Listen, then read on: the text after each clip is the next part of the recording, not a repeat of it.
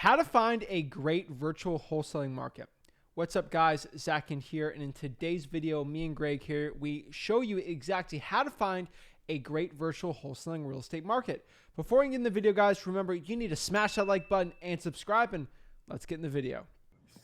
So what's some advice you can give to a guy like in the Hudson Valley, new, he's got a little bit of money. How would they find a good virtual market for wholesaling? Yeah.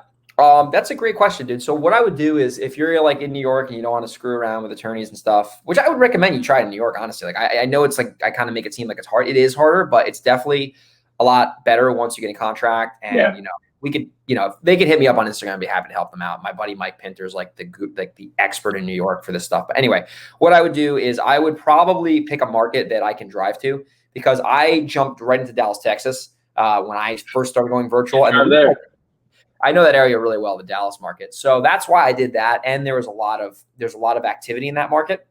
So I would take the advice from the second thing I just said. You got to find a market that's maybe closer to you, unless you like have a connection in one of those other markets.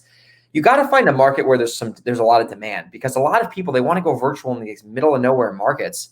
And you can do deals, one-off deals there, but like you can't really get a consistent business going if you're kind of in the middle of nowhere.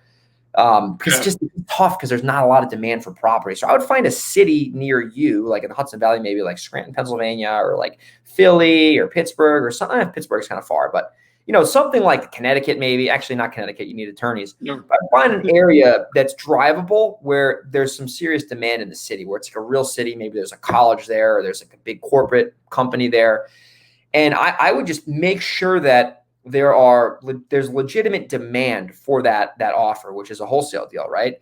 And if you're in a city where it's really easy to find deals, right? Like you can still wholesale there, but it's going to be a little bit harder to sell them, right? But if you find a city where like there's a lot of cash buyers and they're really hungry for deals, and there's maybe some funds buying there, that's a really good city to wholesale in, because it's going to be easy to get rid of your properties once you get them under contract, and you can close on them yourself if you have some dough, and you can wholesale them or rent them or whatever. So definitely try to go like 2 to 3 hours so you can drive there in the beginning, and then you got to make sure that the city has some demand first.